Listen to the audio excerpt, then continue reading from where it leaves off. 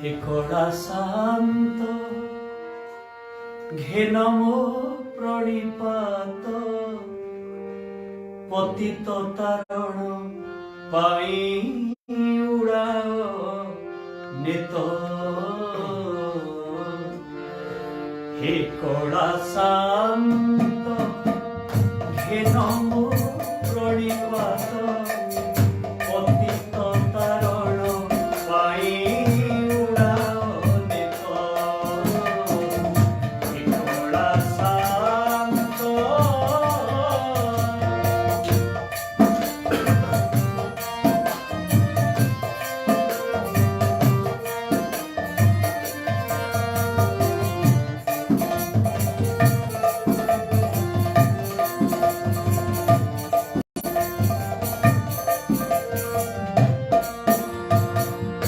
দেবে দাসিয়া ভই নড়িয়া দিয়ে দে ভগতি ভাব জগতে কলা দেখাই সালবে গজবন লেখি গাই ভজন পবিত্র হেলা গুরুকে লগাই জ্ঞান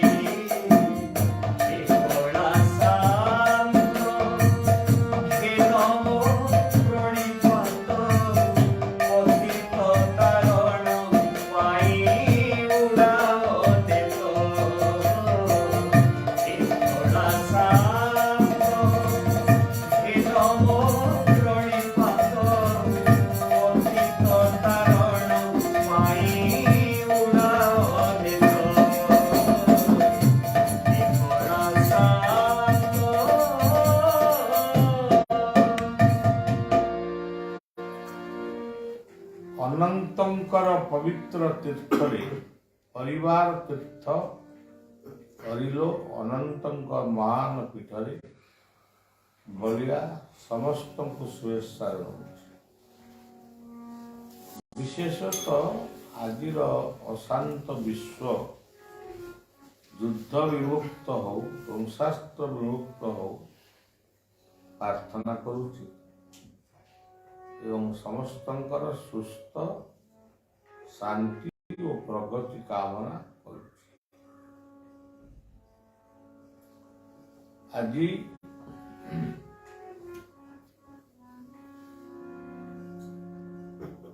ବାଲିଆ ଅଭିମନ୍ୟୁ ସାମନ୍ତ ସିଂହାରଙ୍କ କାର୍ଯ୍ୟକ୍ରମକୁ ବଳିଆ ଯିବ। ସେଠି ରାଧାମୋହନଙ୍କର ପ୍ରାଚୀନ ମୂର୍ତ୍ତି ଟିକେ କ୍ଷତ ହେଇଯିବା ପରେ ଗୋଟେ ନୂତନ ମୂର୍ତ୍ତି ଏଠି ପ୍ରତିଷ୍ଠା ହେବେ। ସେଇଠାରୁ ଆମେ ଓଡ଼ିଶା ବାହାରକୁ ଯିବୁ କିଛି ଦିନ ପାଇଁ। ତେବେ ଯେଉଁମାନେ ଆପଣମାନେ ଯାହା ଦରକାର ଆଶ୍ରମକୁ ଆସୁଥିବେ ଏବଂ ଫୋନରେ ବି ଯୋଗାଯୋଗ ରଖିବେ। এই ଯେଉଁ ସଙ୍ଗୀତଟି ବର୍ତ୍ତମାନ ବୈକୁଣ୍ଠନାଥ ବ୍ରହ୍ମଚାରୀଙ୍କର ଏ ସଙ୍ଗୀତ। ଦେଖନ୍ତୁ ଏ ସଙ୍ଗୀତରେ କେମିତି ଭାବପୂର୍ଣ୍ଣ ହେଇକିରି ରହିଛି। ଭଗବାନ କହିଲେ କେହି ଜମା ଦେଖିନାହାନ୍ତି। ବଳିଆ ଗୋଟେ ଗୀତ ଲେଖିଛି, ଦେଖି ନାହିଁ ଭଗବାନଙ୍କୁ, ଦେଖିଛି ମୁଁ ଗୁରୁଦେବ। ये गीतटी कौन मो मनर कथा लिखी।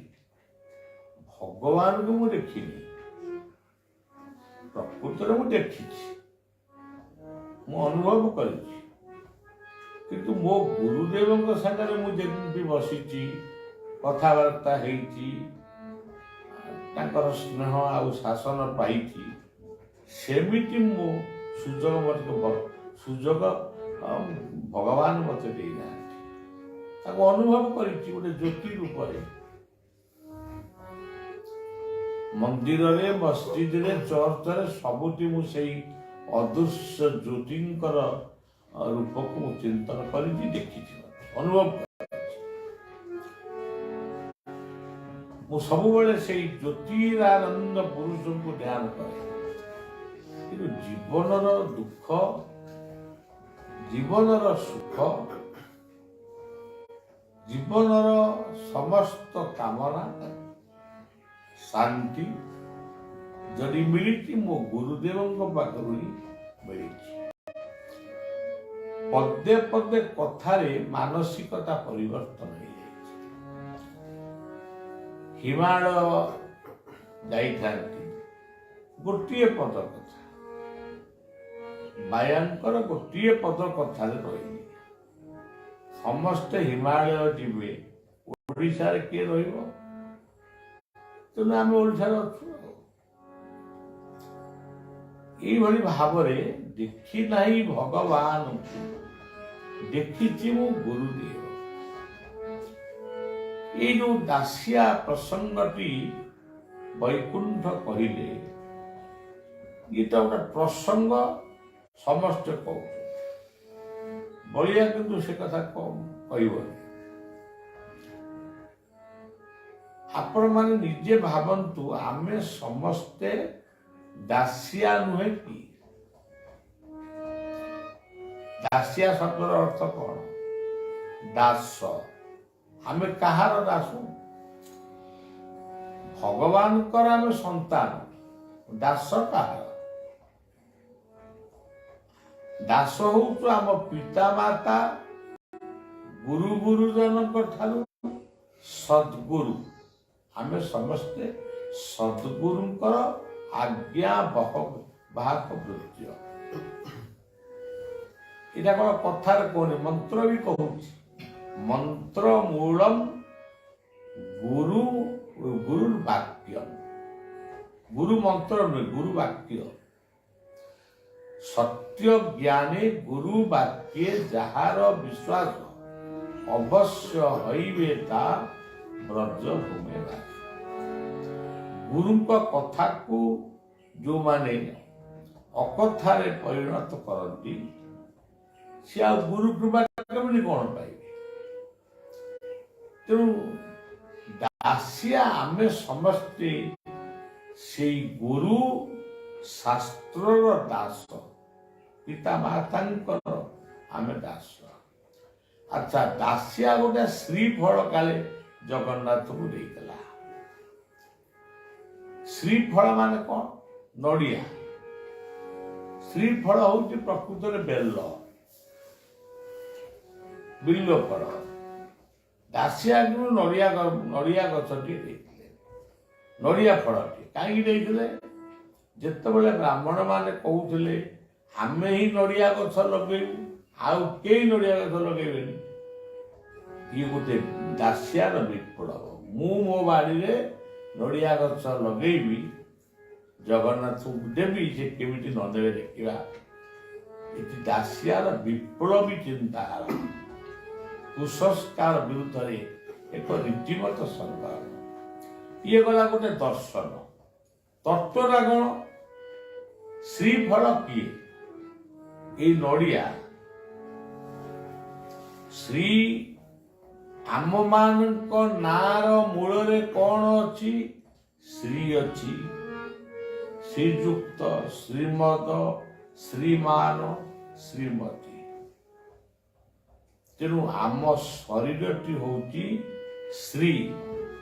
ଶ୍ରୀର ପୁଣି ଅନେକ ଅର୍ଥ ଅଛି, ଖାଲି ଗୋଟିଏ କଥା କହିଲି ଶ୍ରୀ। ଶ୍ରୀଫଳ ହଉଛି ଜୀବନ। ଏଇ ଜୀବନ ରୂପକ ଶ୍ରୀଫଳକୁ ଯଦି ଆମେ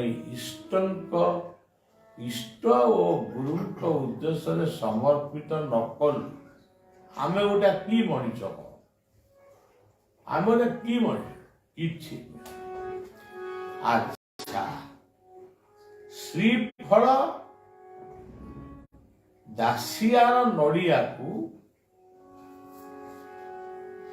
ଜଗନ୍ନାଥ ହାତ ବଢେଇକି ଦେଲେ। ସେତେବେଳେ କଣ କ୍ୟାମେରା ଥିଲା, କିଏ ଫଟୋ ଉଠେଇଥିଲା? ଆଜି ବି ଆମ ଭଳି ଦାସିଆ ଯଦି ପ୍ରକୃତ ଆମେ ନିଜକୁ, ଆମେ କହୁନୁ ମଣିଷର ଦାସ, ଆମେ ଗୁରୁଙ୍କର ଦାସ ହବା, ଆମେ ଭଗବାନଙ୍କର ଦାସ ହବା। ଦାସ ଶବ୍ଦର ଆଉ ଗୋଟିଏ ଅର୍ଥ କଣ? କର୍ମୀ। ଆମେ କର୍ମବାଦୀ ହବା, ଗ୍ରହବାଦୀ ହବା ନାହିଁ, ଭାଗ୍ୟବାଦୀ ହବା ନାହିଁ। ଆମେ ଯଦି ଶୋଇପଡ଼ିବା, ଆମ ଭାଗ୍ୟ ଶୋଇପଡ଼ିବ। ଆମେ ଯଦି ଚେଇଁ ଉଠିବା, ଭାଗ୍ୟ ଚେଇଁ ଉଠିବ। ଇଏ ହେଲା କର୍ମବାଦର କଥା। ତେଣୁ ଆମେ ଯଦି ସତ କର୍ମୀ ହବା, ଜୀବନ ଶ୍ରୀଫଳକୁ ସେ ଜଗନ୍ନାଥଙ୍କର ହାତ ଦିଟା କେମିତି ଅଛି? ଏମିତି ଅଛି। ଏଇଟା କୋଉ ମୁଦ୍ରା? ଆଲିଙ୍ଗନ ମୁଦ୍ରା। ନହେଲେ ତା ହାତଟା କେମିତି ଟେକିଥାନ୍ତେ, ବୋଲେ ଏମିତି କରିଥାନ୍ତେ। ହାତଟି ଯୋଉ ଅଛି ଏମିତି, ଏଇଟା ଆଲିଙ୍ଗନ ମୁଦ୍ରା। ସେ ଜଗତକୁ ଆଲିଙ୍ଗନ କରୁଛନ୍ତି, ଭକ୍ତକୁ ସେ ଆଲିଙ୍ଗନ କରୁଛନ୍ତି। ତେଣୁ ସେଇ କଥାଟି ବୈକୁଣ୍ଠରେ ଦେଇଛନ୍ତି। ଆସ ଆମେ ସମସ୍ତେ ସେଇ ଦାସିଆର ସ୍ମୃତିକୁ ମନେ ପକେଇ ଆମେ ତାଙ୍କ ପାଖରେ ନିଜକୁ ସମର୍ପିତ କରିବା। ଇଏ ହଉଛି ଗୋଟିଏ କଥା। ବାୟାଙ୍କର ଗୋଟେ କଥା କେମିତି ହେଇଛି ଶୁଣନ୍ତୁ।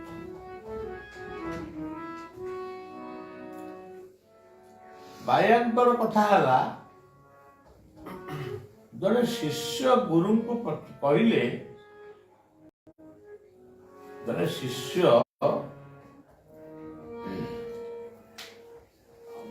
ବସିକି ତିଲକ ଫିଲକ ସବୁ କରନ୍ତି, ସିଏ ସବୁ ତିଲକ କରୁଛି। ସେଇ ବାଟରେ ଗୋଟେ ବାବାଜୀ ଭିକ୍ଷା ମାଗି ମାଗି ଗଲେ। ସିଏ ସବୁ ସେଇଠୁ ଉଠିଲେ, ଉଠିକିରି ଯାଇକି ଗୁରୁଙ୍କୁ କହିଲେ, ଆଜ୍ଞା ମତେ ସେ ଭିକ୍ଷା ମାଗିବା ମନ୍ତ୍ରଟା ଦିଅ, ସେଇ ମନ୍ତ୍ର ପଢି ମୁଁ ଭିକ୍ଷା ମାଗି ଚଳିବି। ଆଉ ମନ୍ତ୍ର ନିଅନ୍ତୁନି ଭିକ୍ଷା ମାଗିବା ପାଇଁ। ଆଚ୍ଛା ହଉ, ଗୁରୁ କହିଲେ ଆଜ୍ଞା ହଉ ଦବା, ଟିକେ ଅପେକ୍ଷା କର। ଗୋଟେ କୁମ୍ଭ ମେଳା ପଇଲା, ବହୁ ସାଧୁ ସନ୍ଥ ଏକତ୍ର ହେଲେ, ଗୁରୁ ଶିଷ୍ୟ ଦୁଇ ଜଣ ଯାକ କୁମ୍ଭ ମେଳାକୁ ଗଲେ। ବାଟରେ ସବୁ ବାଲି ଗରଡା ପଇଲା, ଗୋଟେ ବାଲି ଗରଡା ଉଠେଇକିରି ଆଣି ସେ ଦେଲେ ଶିଷ୍ୟକୁ, କହିଲେ ଏଟାକୁ ମୁଣା ଭିତରେ ରଖ। ଶିଷ୍ୟ ବି କିଛି କହିଲାନି, ବାଲି ଗରଡା କାହିଁ ଦେଲେ ମତେ? ଗୋଡିଟା ଯାଇ ଗୋଡିଟାକୁ ମୂଲ୍ୟାଙ୍କନ ବଜାରରେ କରିକି ଆସେ। ଶିଷ୍ୟ ଯାଇକି ଶାଗ ବେପାରୀ ପାଖରେ ପହଞ୍ଚିଲା। ସିଏ କିଛି ବୁଝିନି, ସେ ଭାବୁଛି ଗୋଟେ ବାବାଜୀ ଆମକୁ ଗୋଡି ଦଉଛନ୍ତି ମାନେ ଏଇଟା ନିଶ୍ଚୟ ମୂଲ୍ୟବାନ ହେଇଥିବ। ସେ କହିଲା ହଉ ମତେ ସେ ଗୋଡିଟା ଦେଇଦେ, ମୁଁ ଗୋଟେ ଶାଗ ବିଡ଼ା ତତେ ଦେବି। ଶିଷ୍ୟ କହିଲା ନା ନା ମୁଁ ଦେବିନି। ତାପରେ ଗୋଟିଏ ଲୁଗା ଦୋକାନୀ ପାଖକୁ ଗଲା। ଲୁଗା ଦୋକାନ ସେ ଗୋଟାକୁ ଦେଖିଲା, କହିଲା ନିଶ୍ଚୟ ଭଲ ଗୋଡି ହେଇଥିବ, ଗୋଟେ ବାବାଜୀ ରହୁଛନ୍ତି ମାନେ। ମାନେ ଆଜିକାଲି ଏମିତିଆ ଭାଣ୍ଡାମି ବହୁତ ଚାଲିଛି। ମାନେ ଭାଣ୍ଡାମି ନୁହେଁ, ଅନ୍ଧବିଶ୍ୱାସ। ମାନେ ଯୋଉ ବାବାଜୀ ଗୋଟେ କହିବେ ଆପଣମାନେ ସବୁ ଜାଣିଛନ୍ତି ଆଉ ବଳିଆ କାହିଁ ସେଗୁଡ଼ା କହିବ। ତେଣୁ ସେ ଯାହା ହଉ ସେ ଲୁଗା ଦୋକାନୀ କହିଲା ମୁଁ 25,000 ଟଙ୍କା ଦେବି ତୁ ମୋତେ ଗୋଡ଼ିଟା ଦେଇଦେ। ନା ନା ମୁଁ ଦେବିନି। ତାପରେ ଆଉ ଗୋଟେ କୋଉ ଦୋକାନୀ ପାଖକୁ ଗଲା, ସିଏ ଯେମିତି 50,000 ଟଙ୍କା ଯାଥିଲା। କେବଳ ଅନ୍ଧବିଶ୍ୱାସ। ଇଏ ଗୋଡ଼ିଟାକୁ ରଖିଲେ କାଳେ ମୁଁ ଆଉ ଧନୀ ହେଇଯିବି। ମୁଁ ସେଠି ଗଲେ ଆଉ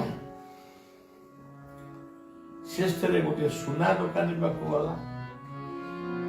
ସିଏ ଦେଖି ପକେଇଲା ଗୋଡ଼ିଟା, ତା ମୁହଁ କଣ ଚିଟା ଚନ୍ଦନ ଲାଗିଛି। ତତେ ମୁଁ 1,00,000 ଟଙ୍କା ଦେବି ତୁ ଏ ଗୋଡ଼ିଟା ମୋତେ ଦେଇଦେ। ନା ନା ମୁଁ ଦେବିନି। ଆଉ ଗୋଟେ ଦୋକାନୀ ପାଖକୁ ଗଲା, ସେଇ ସୁନା ଦୋକାନୀ, ସେ 25 ଲକ୍ଷ ଟଙ୍କା ଯାଥିଲା। ଇଏ ଗଲା ନା ମୁଁ ଦେବିନି। ଶିଷ୍ୟ ଫେରି ଆସିଲେ ଗୁରୁଙ୍କ ପାଖକୁ। ଗୁରୁ ଶିଷ୍ୟ ଚାଲିଲେ। ତ ଚାଲ ଯୋଉ ବାଟରେ ଆସିଥିଲେ ସେଇ ବାଟରେ ଯିବା। ଓଡ଼ିଆ ଲୋକ କଥା, କେଉଁ ବାଟେ ବାଟେ ଆସିଲ ବନ୍ଧୁ ହେ, ସେଇ ବାଟେ ବାଟେ ଯା। କେଉଁ ବାଟେ ବାଟେ ଆସିଲ ବନ୍ଧୁ ହେ, ସେଇ ବାଟେ ବାଟେ ଯା। কেউ বাটে বাটে আসিল বন্ধু হে, সেই বাটে বাটে যা। ଇଏ ହଉଛି ଆମ ଓଡ଼ିଆର ଲୋକ କଥା। ଆ ଭିତରେ କେତେ ତତ୍ତ୍ୱ ଅଛି। କେଉଁ ବାଟରେ ଆସିଥିଲ? ସହସ୍ରା ଚକ୍ର ଦେଇ ଆସିଥିଲ। ଯିବ କୋଉ ବାଟରେ? ସହସ୍ରା ଚକ୍ର ଦେଇ ପଳେଇବ, ତାହେଲେ ମରିବ। ଗୁରୁ ଶିଷ୍ୟ ସାଙ୍ଗ ହେଇକିରି ଗଲେ, ଯୋଉ ବାଟରେ ଆସିଲେ ସେଇ ବାଟରେ ଗଲେ। କହିଲେ ଗୋଡ଼ିଟାକୁ ସେଠି ପୋତି ଦେ। ଇଏ ଗୋଟେ ମରିଗଲା। ତା କଣ ବୁଝିଲୁ? ମୁଁ କିଛି ବୁଝିପାରିଲିନି। ଆପଣ ଗୋଡ଼ି ଦେଇଥିଲେ, ତତେ ଗୋଡ଼ି ଦେଇଥିଲି, ସେ ଗୋଡ଼ିର ମୂଲ୍ୟାଙ୍କନ କଣ ହେଲା? ଶିଷ୍ୟ କଲା ଇଏ ଗୋଡ଼ି କିଛି ନୁହେଁ। ଇଏ ଗୋଡ଼ି ଗୋଟେ କିଛି, ଗୋଡ଼ି ଭିତରେ କିଛି ନାହିଁ। କେବଳ ଅନ୍ଧବିଶ୍ୱାସକୁ ସମ୍ମାନ ଦେଇ କାଳେ ମୋର ଆଉ କିଛି ହେଇଯିବ। ଏଇଠି ବର୍ତ୍ତମାନ ସେ ମାଟି ବହିଛି, ମୋର ଶିଷ୍ୟାଟିଏ। ଜଣେ ପତିହରା ମା, ତାର ସ୍ୱାମୀ ଚାଲି ଯାଇଛି। ଲୋକେ ତାକୁ ସାନ୍ତ୍ୱନା ଦେବା ପରିବର୍ତ୍ତେ ଲୋକେ କହୁଛନ୍ତି ତମେ ତ ଇଏ ହେଇଗଲ, ତମ ସ୍ୱାମୀ ଚାଲିଗଲେ, ତମେ ସିଏ ପାଲା ଗାୟିକା, ମୋର ଶିଷ୍ୟା, ତମେ ଆଉ ପାଲା ଗାଇବନି। ପ୍ରଥମ ପାଲା ଏଇ ମଠରେ ହିଁ ସେ କରିବ। ସ୍ୱାମୀ ଚାଲିଗଲେ ବୋଲି ପାଲା କରିବେନି, ସ୍ୱାମୀ ଚାଲିଗଲେ ବୋଲି ଠାକୁର ଦର୍ଶନ କରିବେନି। ସିନ୍ଦୁର ମା ଶାରଦାଙ୍କ ସିନ୍ଦୁର ନାହିଁ ଦେଲେ ଦୋଷ ହେଇଯିବ। ସେ ପାଲା ଗାଇବ, ଶାରଦାଙ୍କର ସିନ୍ଦୁର ଗାଇବ। ଇଏ ମୋର ସଂଗ୍ରାମ। ଇଏ ସଂଗ୍ରାମ ମୋର ଜୀବନ ସାରା ଜାରି ରହିବ। ମୋର ବାପା ଯେତେବେଳେ ଚାଲିଗଲେ, ମୁଁ ଯେତେବେଳେ ଫେରିଲି ସ୍ୱର୍ଗଦ୍ୱାରରୁ, ମୋ ମାର ମୁଖଟାକୁ ଦେଖିଦେଲି।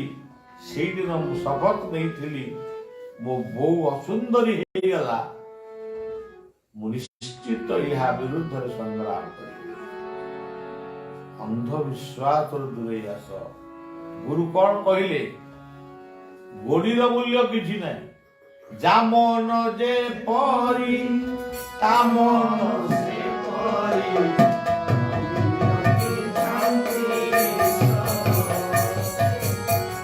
যা মন যে পরি তা মন সে পরি, রকি রকি ক্রান্তি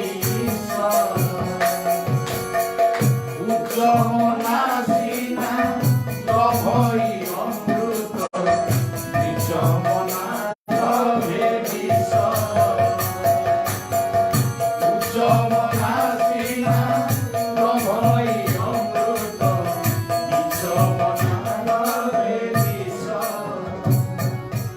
ଯାହା ମନ ଯେମିତିଆ ତା ଫଳ ସେମିତିଆ।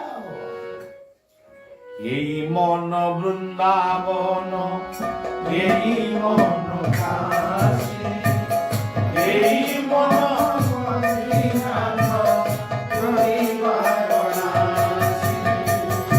ଏଇ ମନ ବୃନ୍ଦାବନ, ଏଇ ମନ କାଶୀ, ଏଇ মন মদিনাথ, পুরী বারাণসী। এই মনে বিরাজিত নিজে নারায়ণ, দুনিয়া চৌদ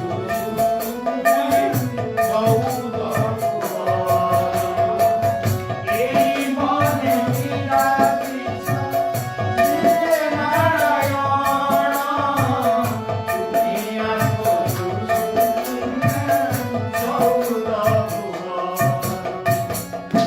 চৌদ ভুবন তার ବି ତତ୍ତ୍ୱଟା ଅଛି। ଚଉଦ ଭୁବନ ଗୁଡା ଏମିତିକି ମଣିଷ ଅଛି 14 ଭୁବନ ବୁଲୁଛି। ଆଉ ଅତି ସରଳିଆ କଥା ଗୁଡା କରିକି ଜଟିଳ କରି ପକଉଛନ୍ତି। ଏଇ 14 ଭୁବନ ହଉଛି 14 ପା ବା 3 ହାତ ଅଧେ ହଉଛି ଏ ଶରୀର। ସମସ୍ତଙ୍କ ହାତରେ ଆମେ 14 ପା। ହଉ ସଜ୍ଜନ, ଗୁରୁ ଶିଷ୍ୟଙ୍କର ସମ୍ବାଦ ସେଇଠୁ ଶେଷ ହେଲା। ଶିଷ୍ୟ ବୁଝିପାରିଲା। ଆପଣ ମାନେ ଚିନ୍ତନ କରନ୍ତୁ। ଆଜି ଯଦି କିଏ କହିବ ମତେ ସାରଳା ଲାଗିଲେ, ଲୋକ ଦୌଡ଼ିଲେ। ଆଉ କିଏ ଯଦି କହିଲା ମୋ ଏମିତି ସବୁ ଚାଲିଛି ଭେଳିକି, ଆଉ ସେ ଭେଳିକି ଭିତରେ ବଳିଆ ନାହିଁ। ଆପଣ ମାନେ ମଧ୍ୟ ସେ ସବୁ ଭେଳିକି ଭିତରକୁ ଯାଆନ୍ତୁ ଏବଂ ସବୁବେଳେ ମନଟାକୁ ଉଚ୍ଚରେ ରଖନ୍ତୁ। ଉଚ୍ଚ କହିଲେ ଉଦାର, ଉଦାରୀ ହୁଅନ୍ତୁ, ଆଳସ୍ୟ ତ୍ୟାଗ କରନ୍ତୁ। ହିନ୍ଦୀର କଥାଟିକି ମୁଁ ଟିକେ ପରେ କରିବି, କାରଣ ମୋର ଜଣେ ଶିଷ୍ୟର ଅନୁଗତ ଆपिଲ ଶିଶୁ ଅନନ୍ତ ଆଶ୍ରମର ପରିଚାଳକ ଦେବନନାଙ୍କର ଶିଷ୍ୟ। ଏ ଶିଷ୍ୟ ନୁହେଁ, ଅନୁଗତ। ସେ ବଳିଆକୁ ଗୁରୁ ରୂପରେ ଗ୍ରହଣ କରେ। ଆଜି ସକାଳୁ ସେ ଯଜ୍ଞର ପୂର୍ଣ୍ଣାହୁତି ପରେ ଦେହତ୍ୟାଗ କଲେ। ମାନସିକ ସ୍ତରରେ ମୁଁ ଦୁର୍ବଳ ହେଇଯାଇଛି। ତେଣୁ ମୁଁ ହିନ୍ଦୀ ଆଉ ଇଂରାଜୀର କଥା ଟିକେ ପରେ କରିବି। କଥାଟି ଏଠି ରଖିବା।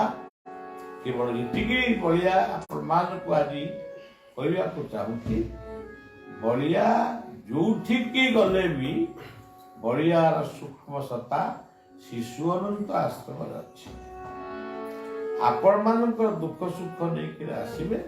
ପୁଣି ମୁଁ ସୁସ୍ଥ ଜୀବନ ନେଇ ଫେରି ଆସିଲେ ପୁଣି ଆପଣମାନଙ୍କ ସହିତ ଭେଟ ହେବ। କିନ୍ତୁ ସବୁଦିନେ ଲାଇଭ୍ ମାଧ୍ୟମରେ ଆପଣମାନଙ୍କୁ ମୋର ବାର୍ତ୍ତା ଯାହା ଦେବା କଥା ଦେବି। ବିଶ୍ୱର ଘଡ଼ିସନ୍ଧି ମୁହୂର୍ତ୍ତରେ ଆପଣମାନେ ସେଇ ଉଗ୍ରବୀର ମହାବିଷ୍ଣୁ ତାଙ୍କରି ଉଦ୍ଦେଶ୍ୟରେ ଟିକେ ପ୍ରାର୍ଥନା କରନ୍ତୁ। କଥାଟି ଏଠି ରଖିବା। ଦେଖିଲି ମୁଁ ଭଗବାନଙ୍କୁ, ଦେଖିଛି ମୁଁ